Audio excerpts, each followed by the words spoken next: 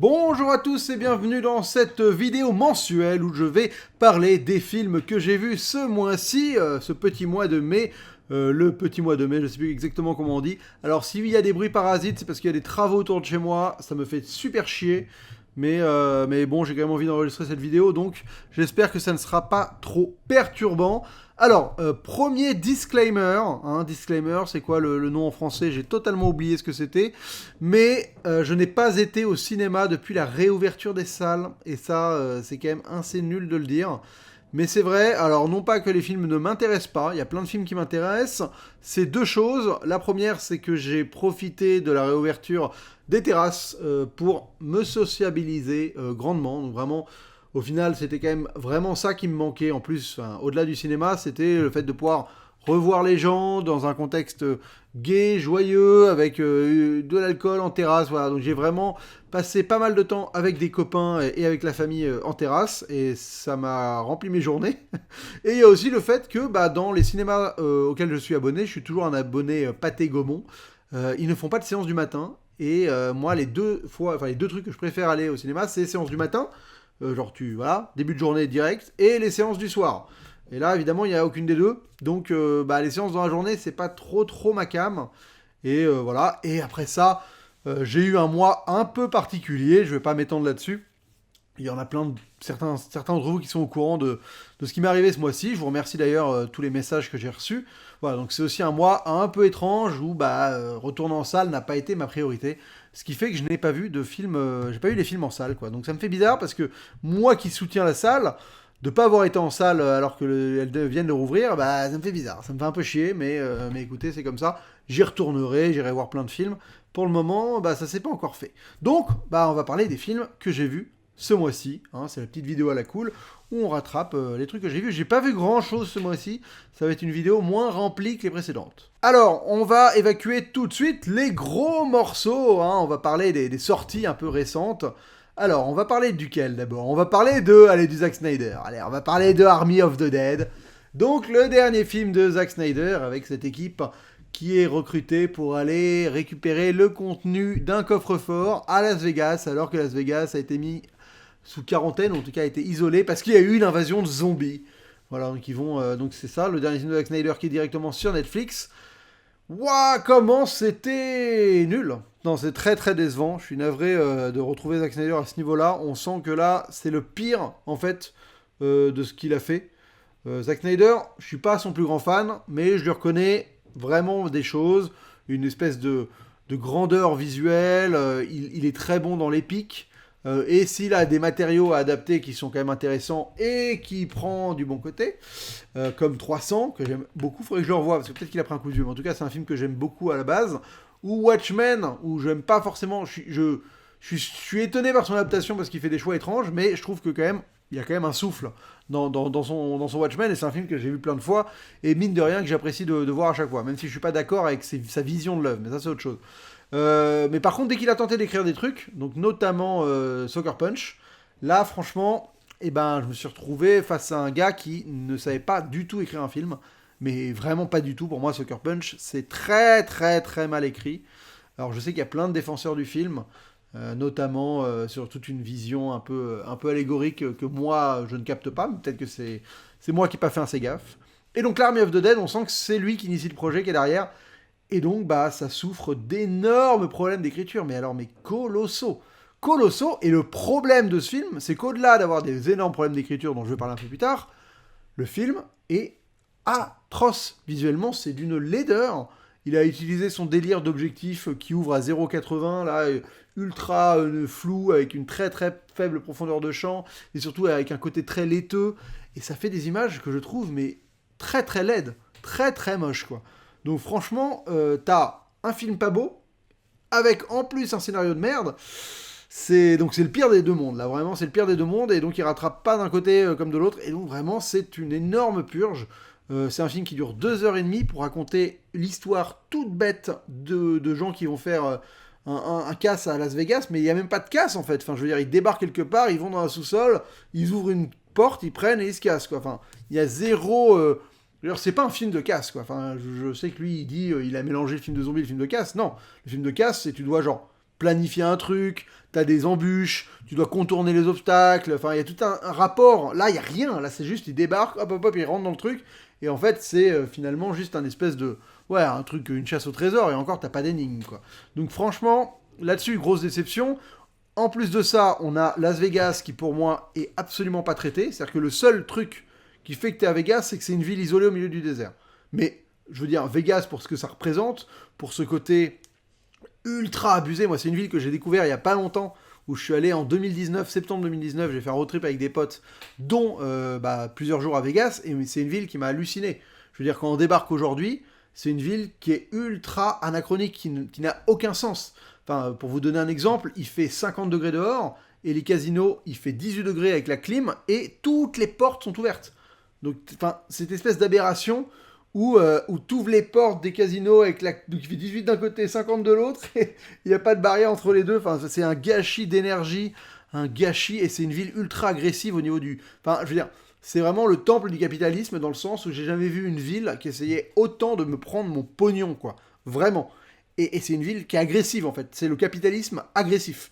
Vraiment où t'as les tentations dans tous les sens pour file-moi ta thune, va voir des stripteaseuses, va jouer au casino pour essayer d'être riche, va voir ce spectacle, tu veux cet alcool, oh, vite ces burgers là, enfin t'es dans la gueule permanent, on essaie de te vendre des trucs tout le temps avec des raisons plutôt à chaque fois tentantes. Et donc voilà, enfin je veux dire Vegas en plus de ça, voilà c'est du kitsch, c'est le tourisme de masse américain, c'est le rêve de devenir riche, enfin il y a plein de trucs qui sont que Vegas colporte, et en plus c'est tout un imaginaire, je veux dire des légendes, Elvis Presley évidemment, bon alors là, il est dans le générique, il y a un moment il y a un zombie Elvis, ok, mais plein d'autres choses, et finalement, bah, dans le film il n'y a rien, quoi, enfin je veux dire Vegas, passer le générique, après, il n'y a rien, donc ça, c'est juste une espèce de no man's land super moche, avec des voitures défoncées, et des hôtels que tu reconnais à peine, donc franchement très décevant, les acteurs pas ouf, Nora Arzenezer, pas dingo, les rôles très clichés en fait, c'est ça le truc. Le problème c'est que tout est attendu, il n'y a rien de surprenant. Il y a vraiment les deux zombies, alors je crois qu'il y en a un c'est le militaire du début et son espèce de reine qui est une espèce d'acrobate du cirque du soleil, je sais pas quoi. Ce truc-là, il y a des volontés de faire un truc geek, en fait, c'est ça que j'aime chez Jack Snyder aussi, c'est que ça sent que c'est un geekos qui kiffe des trucs basiques d'heroic fantasy, de science-fiction, donc voilà, il va se faire kiffer avec un tigre zombie, avec un zombie sur un cheval, machin, mais en vrai, c'est pas, je veux dire, le truc c'est que c'est pas enrobé dans quelque chose d'intéressant, et là c'est 2 heures et demie avec zéro sous-texte intéressant derrière, il n'y a pas de discours particulier, l'action est pas très belle, il y a 2-3 trouvailles visuelles rigolotes. Je pense à un moment, il y a un mec qui lance une grenade et tu vois juste les éclats de sang qui débarquent. Bon, voilà, il y a des petits moments. Tu sens que c'est quand même un gars qui a vraiment une idée, enfin, des idées visuelles fortes et il arrive à te les transmettre. Mais franchement, c'est très très faible. Hein, c'est très très faible. Il y a Dave Bautista que j'aime bien, mais pareil, le rôle de sa fille, c'est pas possible. Enfin, c'est tellement abusé. C'est clicheton au possible, quoi. Cette fin. Voilà. Et la fin où il y a un personnage qui disparaît de l'intrigue, comme ça, alors que c'est un personnage qui est genre le MacGuffin du film presque, genre le truc, la motivation principale d'un personnage, et tu sais jamais ce qu'il en devient. C'est horrible. Enfin, tout ce qui est cliché sur les retournements, le côté je te trahis et tout, c'est nul, tu sais même pas pourquoi c'est motivé réellement, il n'y a aucune raison de faire ça. Enfin, je veux dire, pour le personnage du traître, il a aucune raison de faire ça. Je veux dire, personne ne l'empêche de prendre le truc et de continuer la mission avec les gens qui le protègent depuis le début. Donc c'est très étrange, artificiel, et c'est très long pour rien. Et donc, c'est dommage, parce qu'il y a des bonnes... Enfin, il y a des idées, il y a une volonté de faire un truc cool, mais ça suit pas derrière. Ça suit pas, en plus d'être vraiment moche. Donc, Army of the Dead, désolé Zach, c'est clairement ton pire film. Pour continuer dans les grosses bouses, j'ai vu Kong versus Godzilla, ou Godzilla versus Kong, je sais plus exactement. Et alors là, je pense qu'on est encore tombé... Enfin, c'est marrant, parce que ce Monsterverse, là, on part de Godzilla de Gareth Edwards, dont je suis pas le plus grand défenseur, mais qui, fatalement, après les 4 autres, s'impose comme quelque chose d'assez intéressant, avec vraiment une vision, une volonté de retranscrire le gigantisme, de réussir à retarder l'arrivée de Godzilla pour le magnifier de plus en plus. Enfin, bon, mine de rien, avec le recul, au moins il y a un geste, il y a un vrai geste, il y a des persos humains toujours aussi pourris, mais il y a un geste. Kong Skull Island, délire régressif, jouissif, basique, primaire, mais très très beau, avec des images iconiques. Franchement, très bien par rapport à ce qui se fait après. Monsterverse, King of the Monsters, que j'ai réévalué un peu, qui est pas un bon film, qui a toujours des humains débiles et tout ça, mais qui s'inscrit vraiment dans une logique de fanservice pur et dur de fans de Godzilla. Donc si t'es fan de Godzilla, il y a moyen que t'adhères à plein de trucs, parce que le réal connaît son sujet, et là par contre, là on tombe sur vraiment la négation du truc, Kong Godzilla. C'est-à-dire que je pense que ça respecte absolument pas Kong, et ça ne respecte absolument pas Godzilla, quoi. C'est-à-dire que le gars, je sais pas, Adam Wingard, là je crois, le mec qui a fait Netflix, Death Note sur Netflix, il a chié totalement sur les deux licences. Il en a rien à foutre. Il veut juste faire son espèce d'affrontement pourri entre les deux monstres. Il y a des persos qui servent juste à faire perdre du temps autour. Millie Bobby Brown, elle sert juste à faire perdre, ouais, c'est Guillaume Boucault qui disait ça, 20 ou une demi-heure de film. Ça sert vraiment à ça jouait la montre. Et donc tu te retrouves à avoir des affrontements de monstres géants au milieu des villes et d'en avoir rien à foutre. Et ça, en fait, ça m'a fait très bizarre de me retrouver avec un film qui en fait, ça m'a fait mal. Intérieurement, je me suis dit, putain, on me montre King Kong qui fait 30 mètres, se friter contre Godzilla qui fait aussi 30 mètres au milieu d'une ville, et j'en ai rien à foutre. Je trouve pas ça spectaculaire, ça m'intéresse pas. Et je me dis, mais putain, on en est arrivé là, quoi. C'est-à-dire que le truc, c'est quasiment photoréaliste. Bon, les effets spéciaux sont pas parfaits, mais je veux dire, il y a un côté où ils sont crédibles, vivants, ils sont réalistes. Ils se marient avec des humains sans que ça fasse tâche. Enfin, on est à ce niveau-là de technologie. Et en fait, la technologie est arrivée au moment où notre intérêt pour le truc a chuté en même temps. Et c'est d'une frustration, surtout quand tu t'es farci. Moi, je me suis farci quelques vieux Godzilla où il y a des purges dans les vieux Godzilla. Il y a de tout. Il y a des super films, il y a des purges. Mais surtout, bah, forcément, ce qui pêche, c'est ce côté technologique, quoi. Enfin, en effet, le gars avec son costume dans des maquettes, bah écoute, ça vaut ce que ça vaut, mais c'est pas stylé, quoi. C'est-à-dire que c'est rigolo, ça arrive à raconter le truc. Le premier Godzilla est très intelligent parce que justement, il n'y a pas de confrontation, c'est vraiment une créature qui erre et qui détruit tout, donc ça c'est très impressionnant. Shin Godzilla, pareil, très impressionnant, très bien fait. Mais là, un affrontement, tu te dis, bah ouais, ça devrait être ultime. Et en fait, c'est nul à chier, quoi. Bah, après, t'as d'autres films qui l'ont fait avant, hein. C'est vrai que Pacific Rim est passé par là et a proposé des affrontements dans la même ville, d'ailleurs, dans Hong Kong, mieux filmé, plus impressionnant, et plus immersif, et avec un vrai sens du gigantisme, et des échelles, et plein de trucs. Donc là, c'est sûr que, je veux dire, le film, il passe après, il a zéro vision, il sert à rien. En plus de ça, t'as des persos humains dont t'en as rien à foutre, enfin, tu te demandes pourquoi ils les ont écrits. Donc franchement, c'est horrible, quoi. T'as zéro mise à l'échelle, c'est triste, quoi. Tu te bats avec des monstres qui font 30 mètres, et t'as jamais un rapport d'échelle, qui est vraiment la base. C'est soit tu mets un putain d'humain, et t'observes le monstre d'un point de vue d'humain, et t'es là, tu prends son gigantisme dans la gueule, ce que Gareth Edwards avait très bien fait, soit à la limite tu fais l'inverse, tu fais uniquement un film du point de vue des monstres, et dans ce cas-là, tu nous observes comme des petites fourmis, et il y a un côté justement très... qui peut remettre l'humanité à une certaine place et tout ça, mais t'as rien, le mec il te change les ratios, il peut te faire un champ sur Kong et un champ sur la petite fille, hop, même taille de champ, comme s'il faisait la même taille, enfin, il y a zéro jeu d'échelle, et c'est horrible dans des films comme ça, et franchement c'est très très compliqué. Donc voilà, c'est balisé, c'est nul. Et encore une fois, un personnage qui disparaît au milieu, je sais pas pourquoi. Bon. Donc une catastrophe, Kong Godzilla, c'est vraiment deux blockbusters bien bien merdiques que j'ai enchaînés. Après, par contre, j'ai vu un bon truc. J'ai vu un film que j'ai vraiment adoré. J'ai vu Love and Monsters, qui est donc un film sur Netflix qui raconte... je vais pas pitcher King Godzilla, mais bon, le titre était le pitch.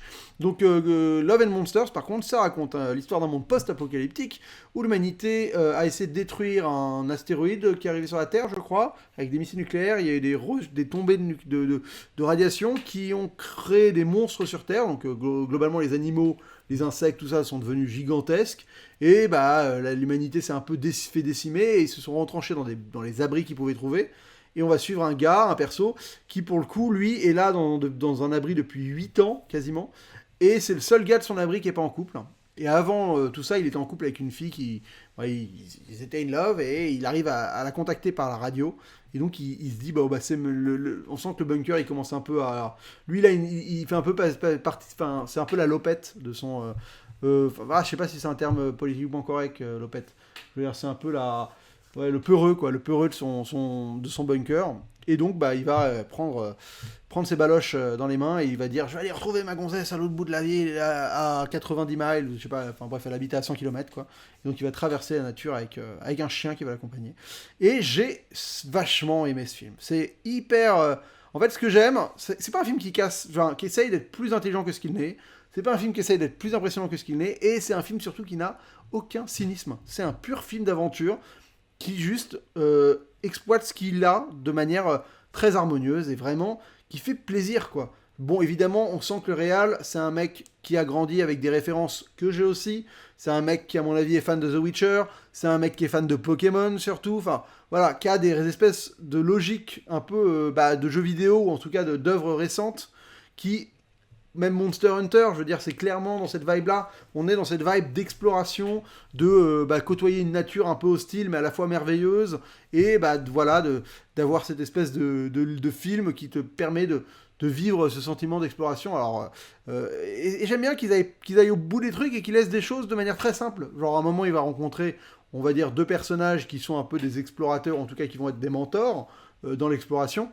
Et ils vont pas en faire plus que ce que ça n'est. Il n'y a pas besoin. Hop là, c'est bon. Les persos, ils les rencontrent, ils sont cool. Il se passe des choses intéressantes. Et voilà, on passe à autre chose. Il n'y a pas besoin d'en faire des caisses. Et le film n'en fait des caisses sur rien. Et donc, franchement, j'ai adoré ce film. Il m'a mis dans un bon mood. C'est une comédie, mais c'est pas hilarant. Mais c'est vraiment un film d'aventure sympatoche, comme on n'en fait plus tant que ça.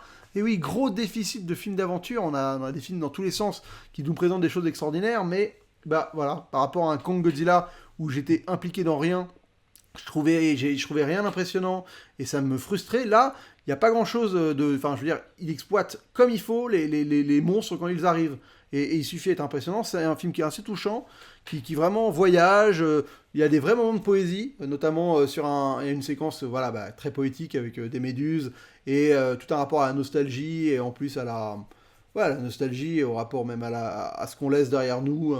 Avec notre société actuelle digitale et comment comment on pourra réexploiter tout ça plus tard, si jamais il nous arrive un cataclysme. Enfin, c'est un joli film. C'est joué par le gars qui jouait dans Le Labyrinthe, qui est ma foi plutôt bon, franchement. Il fait le taf. Le chien est excellent. Hein, encore un super bon chien de cinéma. Hein, c'est quand même souvent les chiens sont les meilleurs acteurs du film.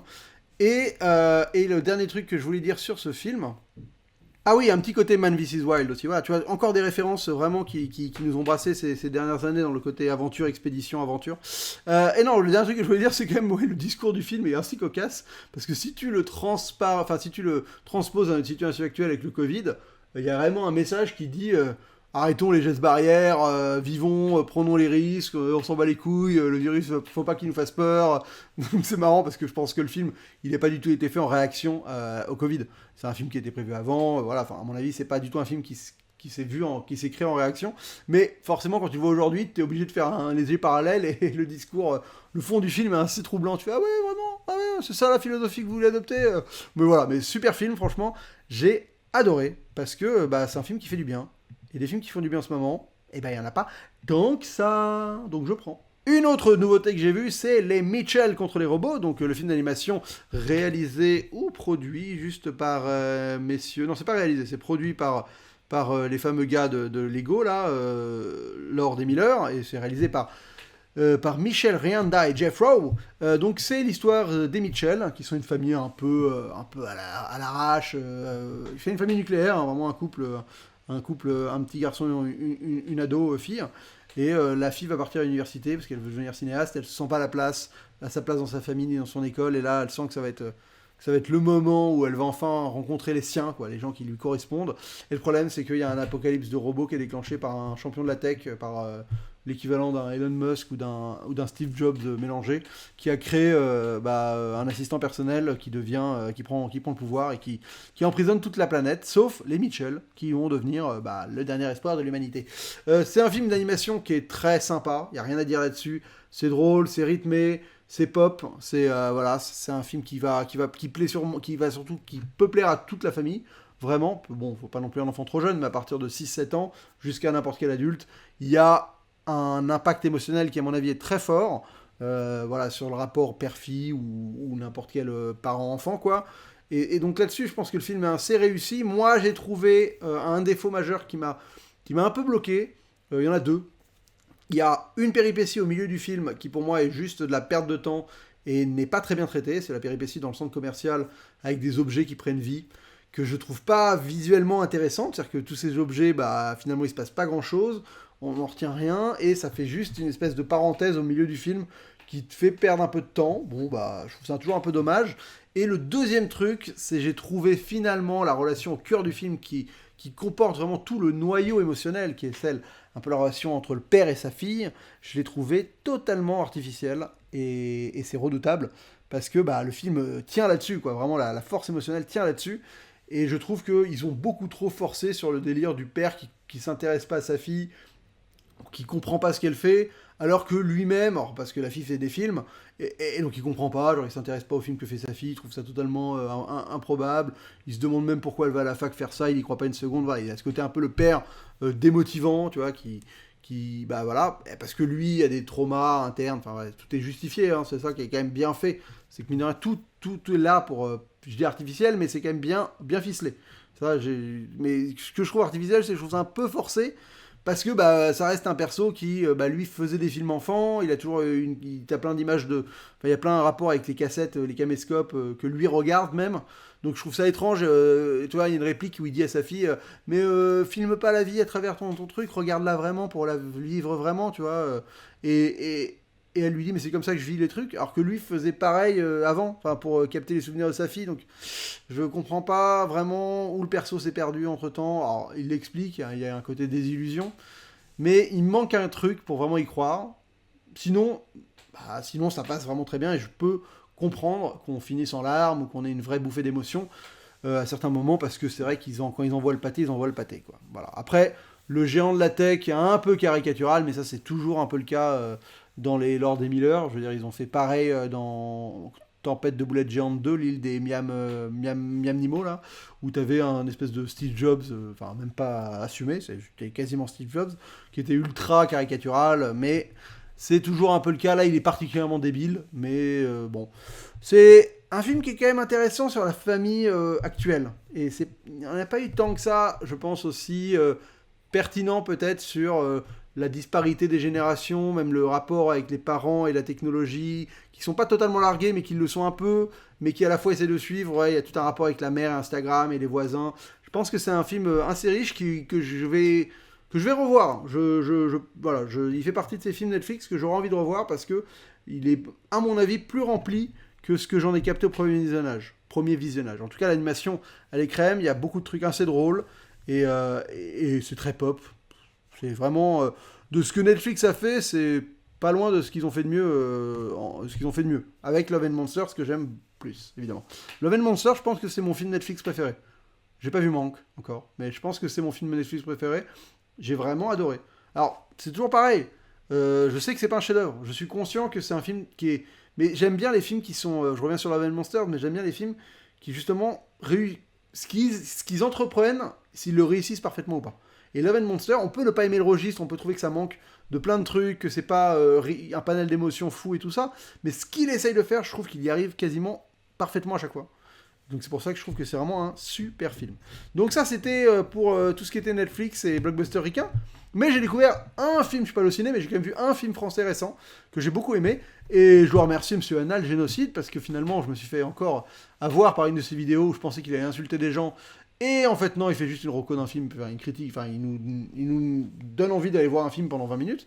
Et ce film c'est donc À l'abordage de Guillaume Braque, qui est un mec qui avait fait un documentaire que j'ai trouvé assez impressionnant qui s'appelait L'île au trésor, sur la base de loisirs de Cergy-Pontoise, où en fait il arrivait à faire disparaître un peu sa caméra, dans le sens où on a l'impression de capter vraiment une réalité et de filmer des jeunes qui se dragouillaient l'été à la base de loisirs de Cergy-Pontoise. Et là par contre c'est un film de fiction qui raconte l'histoire de deux noirs banlieusards parisiens qui vont partir dans un camping dans la Drôme, parce que l'un des deux a rencontré une meuf lors d'une soirée sur les quais à Paris et s'est dit qu'il allait lui faire la surprise d'aller dans le même endroit de vacances qu'elle pour réussir à finalement continuer de la draguer, quoi. Et elle, un peu bizarre, la meuf, un peu flippée, et à la fois elle le veut, et à la fois c'est je te fuis moi non plus, voilà, elle va se faire désirer. Et c'est un film qui est une chronique de vacances, et ça vous le savez peut-être pas, évidemment, mais ça fait partie de mes films préférés, les chroniques de vacances, tout ce qui est chronique d'été, c'est un genre de cinéma que j'aime énormément, et c'est là-dessus où je rejoins Anal Génocide. On a un peu les mêmes affinités, en tout cas j'ai les mêmes affinités que lui là-dessus, sur des films comme Make to My Love, évidemment, ou voilà, À l'abordage, qui te fait vivre un espèce d'été solaire, avec deux personnages qui un peu sont en dehors de leur élément. Il y a un troisième mec qui vient se greffer à ça parce que c'est un mec ils ont fait un blablacar, ils ont réussi à escroquer un gars, on va croire que c'était des gonzesses pour réussir à prendre un blablacar, et en fait le gars c'est un petit bourge mais qui se retrouve au camping parce qu'il a une galère avec sa caisse et qui va y avoir un peu cette espèce de tout ce cœur de personnages qui sont plus pas à leur place, quoi. Les deux banlieusards qui se retrouvent dans un camping, déjà ils n'ont pas l'habitude de partir en vacances et tout, et en plus c'est un qui dit ça, il dit moi les vacances c'est un panier de basket et des jeux vidéo et ça me suffisait, quoi. Donc pas besoin de plage ni rien, mais bon il se retrouve là, il y en a un qui va essayer de draguer une bourgeoise, fatalement le prolo qu'il est, il va galérer un peu, il a pas les codes, ça fonctionne pas. L'autre par contre, lui c'est un gros qui a des complexes, qui va jamais à la piscine parce que soi-disant il a une otite, et donc tu te demandes un peu ce qu'il fout là, il va avoir une relation qui va se nouer avec une meuf qui a un gamin et qui a son mec qui est en train de bosser loin, donc voilà, et qui est une relation très touchante, et vraiment bien écrite, parce que ça pourrait être cliché, ça l'est pas, ça pourrait tomber dans des trucs où tu te dis ah merde putain, et finalement ça se rattrape toujours, et c'est très très beau.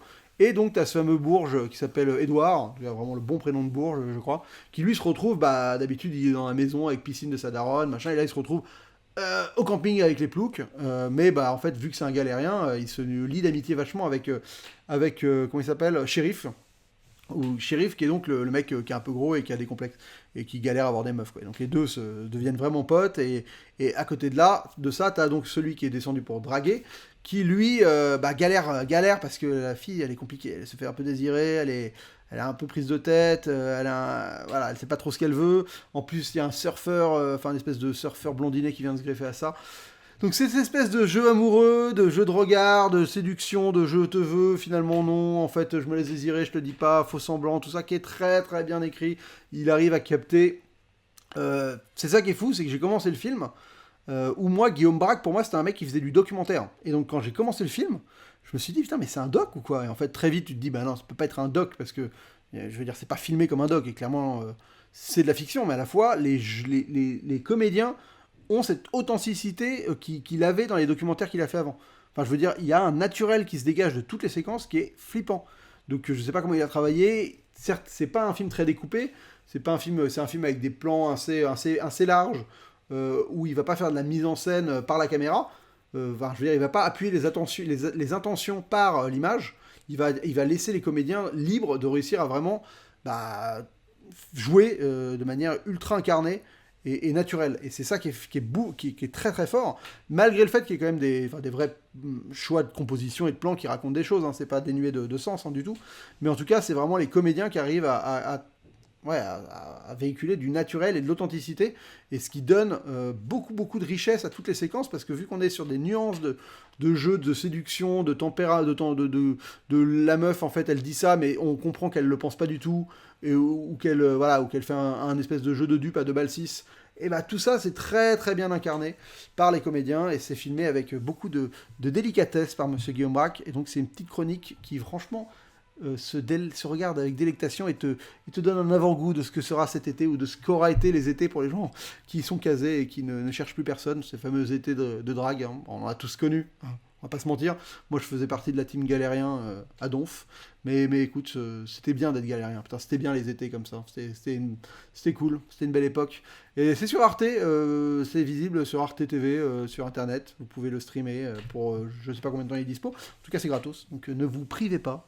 Franchement, c'est une très très belle chronique d'été, bien faite, bien jouée, avec en plus tout un discours social assez pertinent, très fin. Voilà, il y a beaucoup de choses qui sont évoquées, juste le temps de cette petite 15 semaines dans un camping de la Drôme. Et ça c'est beau. Ça. Et maintenant, on va rentrer dans les films que j'ai regardés pour les podcasts, évidemment. Écoutez, on a fait une petite pause sur la saga, mais on est sur Indiana Jones. Donc, j'ai regardé Indiana Jones et le Temple Maudit, j'ai regardé Indiana Jones et la Dernière Croisade, et j'ai regardé Indiana Jones et le Royaume du Crâne de Cristal, évidemment. Donc si vous voulez avoir des critiques détaillées, et même des épisodes complets sur ces 3 films, c'est sur le podcast La Saga, qui est disponible sur toutes les plateformes de podcast, hein, Spotify, Apple Podcast, La Saga Podcast. Et donc on a terminé Indiana Jones. Normalement, si vous voyez cette vidéo, quand elle sort, il nous restera l'épisode 4 lundi prochain. Mais en tout cas, voilà. Donc je vais rapidement donner un petit truc sur Indiana Jones, Le Temple Maudit, c'est vrai qu'il est très intéressant parce que finalement, c'est l'épisode 2 parfait, dans le sens qui va à l'encontre de ce que les épisodes 2 ont fait un peu dans les autres sagas qu'on a revues comme Star Wars. Star Wars, c'est genre l'épisode 2, on est vraiment sur on va dire quelque chose de continu, et l'épisode 2, ça devient en fait le deuxième acte d'une trilogie, donc vraiment quelque chose avec à la fin, c'est quasiment le moment le plus bas où les gens qui perdent. Il y a un peu ça aussi dans le Retour du Roi, où c'est vraiment le point, c'est un peu quasiment un moment ouais, le point le plus bas, quoi. Bon, le Retour du Roi, le film remonte parce que finalement, il y a des, enfin, je veux dire, les deux tours, il finit pas au point le plus bas, mais il y a cette idée un peu de deuxième épisode qui est là où bah, les gentils sont mis le plus à mal avant de réussir à se voilà, sortir de ça, ou Dark Knight par exemple aussi, hein, qui a un peu de ça, avant de réussir à revenir dans l'épisode 3. Indiana Jones et le Temple Maudit, ce qu'il a pour lui en fait, c'est d'être un vrai stand-alone, quoi, un vrai épisode filler, mais assumé. C'est un film, je veux dire un prequel, c'est un film qui se passe avant le 1 et le 3, et donc il est parfait parce qu'il est au milieu comme ça, c'est une aventure, bam, pure et dure. On commence, on est au Japon ou en Chine, je sais plus où là, non au Japon je crois, non là haut c'est. Non, on doit être en Chine. Bref, je sais plus. On commence là-bas, et hop, après, on se retrouve en Inde, on est dans la jungle, on va dans un temple, enfin, c'est le bordel, c'est l'aventure, pure et dure. Et bah, c'est une parenthèse magique que, pour le coup, le 3, lui, va réussir à faire développer un peu le personnage d'Indiana Jones. Et donc, c'est intéressant d'avoir, voilà, je trouve qu'en fait, cette trilogie est très très bien rythmée par ces trois films qui sont tous un peu différents, qui colportent tous ce sentiment d'aventure, mais qui n'exploitent pas le personnage de la même manière ou n'ont pas les mêmes ambitions vis-à-vis du personnage. Et ça, c'est intéressant. Parce que pour le coup, j'adore le 2. Je trouve que c'est vraiment c'est non-stop, c'est ultra intense, c'est la meilleure musique de la saga. Franchement, elle est très très bonne, la musique du 2. Il y a par contre des effets spéciaux qui ont qui ont un peu mal vieilli. C'est obligé, mais c'est vrai que les incrustes avec l'eau et tout, c'est quand même vraiment, ça picote les yeux. Et je trouve que la copie Blu-ray que j'avais est pas dingo, donc je suis curieux de voir ce que le 4K va proposer cet été. Par contre, et après il y a le 3, et ça le 3, moi c'est clairement mon Indiana Jones préféré.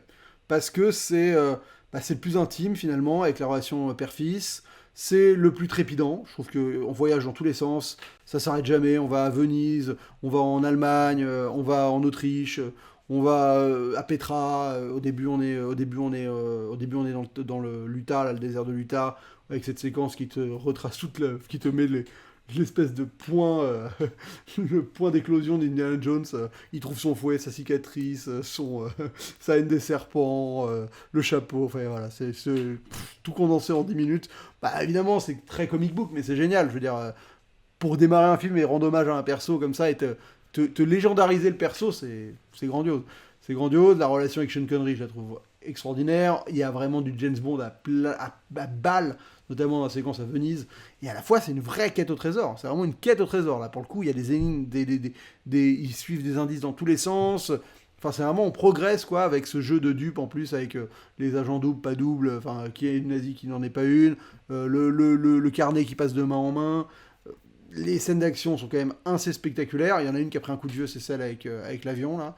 Celle-là, elle pique un peu les yeux maintenant, parce que le fond bleu, l'incrustation est dégueulasse. Mais bon, ça reste une séquence qui est assez drôle et jouissive, parce que voilà, en plus, la dynamique entre les deux papas, le papa et le fils, elle est géniale.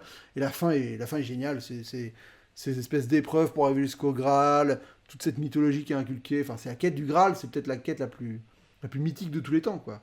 Et donc, ils ont vraiment, j'adore ce film. Il y a peut-être moins de maîtrise de mise en scène sur les scènes d'action, on sent que c'est un peu moins, un peu moins lisible peut-être, ou en tout cas spectaculaire dans la mise en scène, mais bon, quand même dans la générosité de ce qu'ils proposent, c'est dingue. Là où les scènes de dialogue sont franchement parfaites. Donc moi, c'est mon Indiana Jones préféré. Et après ça, il y a le petit canard boiteux qui débarque, c'est le 4. Alors, j'ai pas envie de haïr le 4, parce que c'est trop drôle. Enfin, je veux dire, c'est galvaudé. Mais le problème du 4, c'est que, en fait, moi, mon problème avec le 4, c'est, l'image. Je trouve que l'image, je sais pas ce qu'il a fait le chef-op, mais il a vraiment traité l'image d'une manière qui est pas du tout en lien avec les autres Indiana Jones. Alors je veux pas la même image, je m'en fous, mais même la lumière, il y a un côté ultra plastoc dans cette image, ultra solaire, on est toujours à contre-jour, on a vraiment un aspect très... au-delà des effets spéciaux qui se voient et qui donnent une esthétique très étrange, je trouve que même l'image elle est très contrastée, elle est très saturée, enfin c'est pas du tout en cohérence avec le reste, quoi. Donc déjà ça me perturbe, j'ai pas l'impression de retrouver la patine Indiana Jones. C'est un détail, mais c'est important parce qu'on n'a pas le feel, tu vois. On n'a pas les sentiments. Et en plus de ça, en fait, je me suis rendu compte que ce qui me frustre le plus, c'est que, avec cette histoire de crâne de cristal, tu connais la vraie légende des crânes de cristal, qui finalement est un canular. Mais c'est ça qui est rigolo, c'est que c'est des crânes qui sont apparus à plusieurs endroits de la planète, euh, et qui sont genre tous parfaits, pareils, machin. Et dans le film, c'est ultra basique. C'est en mode, faut aller là-bas, et tu vas là-bas, et un pays, hop, allez, une prison, un tombeau, hop, le temple, et c'est bon, on a fini l'aventure. En fait, il y a un moment, il n'y a pas du tout une espèce de recherche du trésor, quoi, enfin, ou même de trouver plusieurs artefacts, enfin, les crânes de cristal appelaient à une espèce de quête mondiale, à faire plusieurs pays, à passer d'essayer de collecter plusieurs crânes, enfin, ça devait être une aventure beaucoup plus mondiale et grande que finalement ce qu'ils nous ont présenté dans le film, qui est très bateau, où Indiana Jones ne fait pas grand chose, et en plus de ça, les scènes d'action sont moches, quoi. Et ça, c'est impardonnable, en fait. C'est ça, vraiment, les deux points qui, moi, me font du mal. Qui rencontrent des extraterrestres et tout, ça, je m'en fous, ça peut être intéressant. Il y a tout un délire années 50 qui, pour moi, me parle pas plus, tu vois, genre le générique de début, c'est très bien filmé, hein, mais moi, j'en ai rien à foutre d'avoir une bagnole avec des gens dont je connais pas dedans, qui emmerde, qui fait une course avec un convoi militaire russe, qui finalement, enfin américain, qui finalement est russe. C'est toi, quand tu vois les intros des autres films, tu te dis, ah oui, en fait, qu'est-ce qui t'a pris, quoi. Le premier, c'est l'aventure pure, présentation du perso iconique parfaite. Le deuxième, bah, c'est du James Bond trop kiffant, dans un bar avec une fête, enfin voilà, tout un truc. Le 3, l'intro, c'est Indiana Jones jeune, donc c'est quand même pas rien. Et là, c'est des gens qui font, enfin tu vois, ça s'ouvre ouais, un chien de prairie en image de synthèse qui sort d'un trou avec une voiture qui passe à côté, et tu vois pas Indiana Jones avant 10 minutes. Enfin, peut-être pas 10, 5, mais pendant tout le générique. Bah, je trouve ça bizarre. Après, oui, l'intro est bien. Enfin, je veux dire, dans la zone 51, c'est une bonne intro. Mais voilà, donc c'est ça la frustration que j'ai avec ce 4. En plus d'être. C'est vraiment qu'il est moche. Et qu'il aurait dû être beaucoup plus. Ça aurait dû être une vraie chasse au trésor mondiale et beaucoup plus trépidante. Et là, finalement, c'est un bateau et Indiana Jones, il fait pas grand chose. En plus d'avoir plein de problèmes sur les persos. Enfin, Kate Blanchett en russe, là. Enfin, c'est vrai que c'est un peu archaïque. Après, le problème, c'est que ça peut passer parce que c'est genre en référence avec des films de l'époque et tout. Mais l'imagerie est tellement moderne, l'image du truc dégage tellement pas un délire un peu rétro années 50 que tu peux pas y croire. Enfin, tu te dis, mais c'est un film d'aujourd'hui qui a des clichés de merde des années 50, ça marche pas, quoi. Voilà. Donc, je veux pas le détester, mais il a pas grand chose pour lui, hein. Il a pas grand chose pour lui. Et pour terminer, bah écoutez, j'ai vu un petit René Clément. J'ai vu Jeux Interdits, qui est rude. Oh, oh, Jeux Interdits, c'est rudos, ça, messieurs, dames. Donc, c'est l'histoire de deux enfants, enfin, d'une fille, d'une enfant. Je n'ai pas trop envie d'expliquer ce que c'est, parce que si tu sais pas ce que c'est, ça va te cueillir. Bref, donc, c'est une histoire d'enfant pendant la guerre. C'est très bien joué par des enfants qui jouent très très bien. Et c'est comment la guerre est perçue par des enfants et comment la mort est appréhendée par quelqu'un qui a 4 ou 5 ans. Et c'est très bien joué dans la campagne française pendant la Seconde Guerre mondiale. Bon, un film qui teste pas indifférent, quoi. Mais très bien, j'ai été très surpris par le jeu d'acteur. Vraiment, c'est là où les enfants sont excellents. Donc vraiment, gros claque là-dessus, dans Jeux Interdits. Après, j'ai vu un petit Rossellini. Alors, pour la première fois, il y a un film que j'ai pas réussi à finir tellement ça me faisait chier de Rossellini, c'est Stromboli. Donc je n'en parlerai pas parce que je ne l'ai pas vu entièrement, mais c'était un calvaire, je n'y arrivais pas. Par contre, j'ai vu La Peur de Monsieur Rossellini, qui est une adaptation d'un roman de Stefan Zweig. J'adore Stefan Zweig, mais bon là, c'est un peu plan-plan. J'ai pas eu de grand intérêt. Alors c'est cocasse parce que c'est quand même un film italien qui se déroule en Allemagne avec une actrice qui parle pas italien, et donc c'est très étrange. C'est très étrange comme projet, parce que c'est vrai que d'avoir des Allemands ils ont des noms allemands, ça se passe en Allemagne, mais ils parlent tous en italien. Ouais, c'est ça, ils parlent tous en italien doublé. C'est très, c'est très bizarre. Donc, ouais, c'est une histoire de tromperie sur une meuf qui trompe son mari et son mari qui va. Est-ce qu'il est au courant ou pas, on sait pas trop. En tout cas, il y a quelqu'un qui vient la faire chanter et tout ça. Enfin, tu sens que c'est tendu et que pourrait y avoir un truc, mais, euh, mais ça m'a pas plus parlé de ça. Il y a un mystère, c'est captivant, mais je trouve que l'image est très moche et je trouve que la mise en scène n'apporte pas grand-chose. Donc pas faramineux, voilà, pas faramineux. Et pour terminer, bah, j'avance toujours dans mon Billy Wilder, dans mon bouffage de Billy Wilder pour faire cette fameuse vidéo avec David, qui arrivera un de ces quatre, hein, promis. Donc j'ai vu trois Billy Wilder que j'avais pas encore vu. J'ai vu La Scandaleuse de Berlin avec Marlène Dietrich, qui pour le coup est un film qui se passe à Berlin juste après la guerre, qui est pas mal, très intéressant. Je trouve que la grande force de Billy Wilder et globalement des films de cette époque, c'est de traiter la guerre de manière très actuelle, c'est-à-dire que contemporain de la guerre. Et ben finalement, ils ont une manière de parler des choses qui est beaucoup moins manichéenne et tranchée que nous aujourd'hui. Et donc là, ben, on a un personnage qui est au cœur de l'intrigue, qui aujourd'hui, à mon avis, n'aurait pas le salut moral qu'il a dans le film, ou en tout cas le salut empathique que le film lui offre. Donc l'histoire, c'est un peu c'est un peu compliqué. Hein. C'est l'histoire d'une meuf qui vient, une sénatrice américaine qui va à Berlin voir si les fonds alloués à la reconstruction de Berlin sont bien, enfin, des Américains sont bien utilisés, et elle va croiser donc Marlène Dietrich qui est une chanteuse dans un cabaret et qu'on accuse d'avoir traîné d'avoir été une proche d'Hitler. On se demande pourquoi elle n'est pas condamnée ni rien, pourquoi elle est encore là. Et en fait, on lui explique qu'elle est protégée par un officier américain qui, à mon avis, sort avec elle. Et donc, elle va engager un gars qu'elle pense de confiance, qui vient du même état qu'elle, pour enquêter, pour gauler l'officier américain qui sort avec Marlène Dietrich. Mais en fait, évidemment, cet officier américain est l'homme en question, donc il doit enquêter sur lui-même. Et bah voilà, toute une histoire de stratagème, de réussir d'entourloupe à la Billy Wilder. Donc très bien rodé, plutôt cool, vraiment sympa. Et surtout, tu t'es tourné dans Berlin, dans les décombres, et enfin, défoncée, quoi. Le gruyère berlinois post-Seconde Guerre mondiale, c'est glaçant. Donc un film qui vraiment m'a fait plaisir, et avec toujours des acteurs au top. Donc Wilder qui fonctionne très bien. Après, j'ai vu son deuxième film américain qui s'appelle Les 5 secrets du désert. Et alors là, pour le coup, c'est une histoire qui se déroule donc au milieu du désert égyptien, avec un hôtel où un officier britannique débarque quasiment mort, et juste avant que les Allemands arrivent, avec le général Rommel, qui est donc l'aigle du désert, hein, le mec qui a défoncé tout le monde à une époque avec ses chars.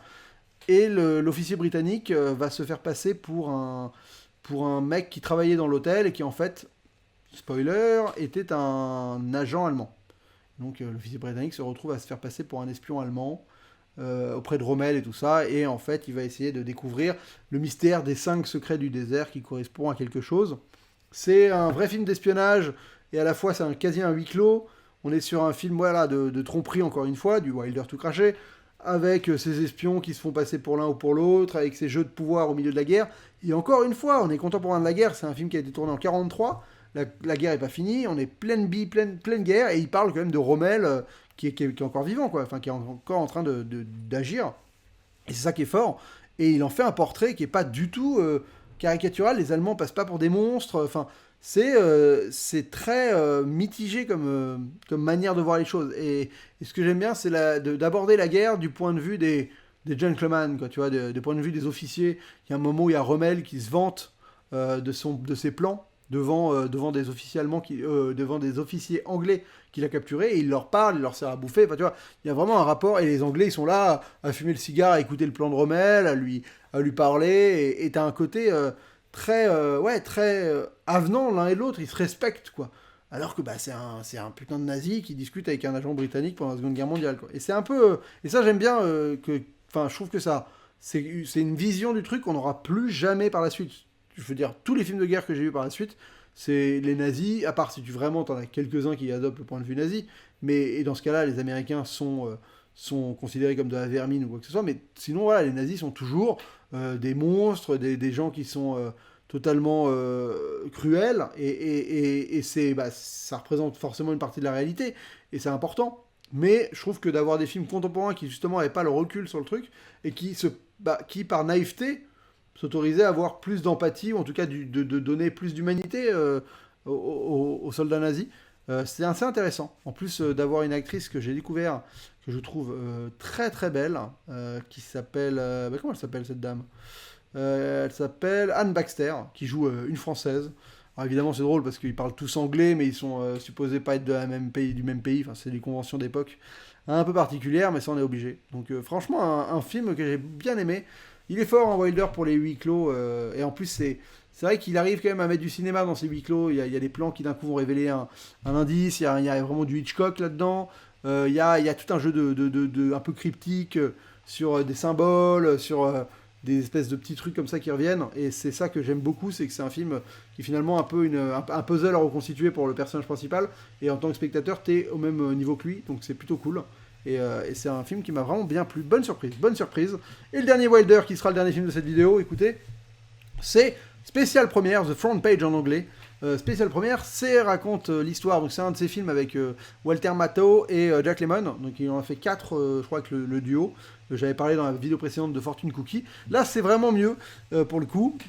Donc Front Page, ça raconte l'histoire d'un journaliste qui est joué par Jack Lemmon, dont le rédacteur en chef est Walter Matthau, qui bosse pour un journal de Chicago dans les années 30, et il doit couvrir la pendaison d'un gars qui est accusé de communisme et qui a tué un flic, d'un espèce de gars un peu naïf, un peu étrange. Et le truc, c'est que Jack Lemmon, il veut aller se marier à Philadelphie avec une femme, et donc il veut pas couvrir cette pendaison, il remet sa démission. Mais, forcément, il va être au mauvais endroit au mauvais moment, il va être à la prison, dans la salle de presse, au moment où le prisonnier va s'évader. Et donc, il va être un peu... il va être attiré par le scoop, il va avoir envie de couvrir cette affaire, parce que, voilà, son esprit de journalisme revient. C'est encore un peu un huis clos, alors c'est pas un total huis clos, mais on est quand même vraiment souvent dans cette dans cette espèce de salle journalistique dans la prison de Chicago. Et c'est un film qui va à 200 à l'heure. Pour le coup, je l'ai vu en VF, et la VF est excellente. J'ai adoré cette VF. Alors, je regarde très peu les films en VF. Là, j'avais une galère de sous-titres, et je trouvais que... Et je sentais qu'en anglais, sans sous-titres, j'allais peiner un peu, parce que c'est quand même... On est à Chicago dans les années 30, donc il y a tout un argot. Et la VF, ils ont transcrit... Enfin, ils utilisent cet argot aussi, et il y a tout un argot, un phrasé qui est hyper particulier, qui en fait une très bonne VF. Donc ça se trouve, il y a plein d'autres Billy Wilder qui ont une bonne VF, mais en tout cas, c'est le seul où j'ai vraiment essayé de regarder en VF, donc je peux vous le dire. C'est rythmé, c'est drôle, je veux dire, il y a encore un côté un peu moral flou. Il y a évidemment de la tromperie, il y a évidemment du quiproquo. C'est un film qui dénonce les corrompus, qui va dénoncer aussi... il n'y a pas un perso pour acheter l'autre, finalement. Il y a une Suzanne Sarandon ultra jeune, qui n'a pas un grand rôle, mais qui fait plaisir à voir. Voilà, j'aime bien. J'en dis pas trop parce qu'on va en parler avec David et que j'aurai le temps de le maturer, mais ça m'a fait kiffer. Je trouve que ça fait partie de ces films où il arrive très bien à relancer les trucs. Et ça, c'est quelque chose d'assez fort. C'est de réussir quand t'es dans un huis clos, de réussir à continuer d'alimenter l'intrigue et de faire en sorte que ça reste intéressant. Et ça, il y arrive très bien, le petit Billy. Donc voilà, c'était ma sélection du film du mois. Vous avez vu, j'ai pas vu grand-chose. Hein. Ça n'avait pas été le mois le plus riche en cinéma. Surtout 0 film en salle. Et ça, vraiment, je m'en veux un peu. Mais écoutez, c'est comme ça. C'est comme ça. En tout cas, merci beaucoup d'avoir regardé cette vidéo jusqu'au bout. Voilà, vous faites partie des fidèles qui me suivent. En ce moment, je sors que ce type de vidéo. Écoutez, pour le moment, c'est comme ça que ma chaîne survit. Les films que j'irai voir en salle, je ferai des critiques à chaud, quand même. Mais j'ai pas de grosses vidéos de prévues pour le moment. J'arriverai pas à m'y mettre. J'ai beaucoup de boulot qui va arriver en plus. Et en fait, voilà, je prends un peu du temps pour moi. Je joue aux jeux vidéo, ce que j'avais pas fait depuis longtemps. Je suis toujours sur Twitch de temps en temps. J'ai pas fait beaucoup là récemment, mais je vais y retourner. Voilà, c'est mon rythme actuel. J'ai peu de motivation pour faire des trucs vraiment léchés. Je vois mes collègues, plein de collègues qui font des vidéos qui cartonnent et je suis hyper content pour eux. Mais moi, j'ai un peu lâché l'affaire. Donc voilà, ce type de vidéo pour garder le lien, pour continuer de parler de cinéma de manière détendue et pour avoir toujours l'impression que ma chaîne n'est pas morte. Non, voilà. Après, peut-être qu'un bientôt j'aurai envie de refaire des vidéos. J'ai tourné un court-métrage pour Anthony Padona, Les Lettres de l'Angoisse. J'ai fini mon petit court-métrage. Vous le verrez bientôt, je pense, j'espère. Voilà. Bon, en tout cas, merci beaucoup d'avoir regardé cette vidéo jusqu'au bout. on se retrouve pour une petite vidéo jeu vidéo bientôt, je pense, ouais, voilà, pour une petite vidéo jeu vidéo. Et d'ici là, j'ai envie de vous dire bonne toile. Enfin, je peux enfin redire bonne toile. Voilà, c'est bon.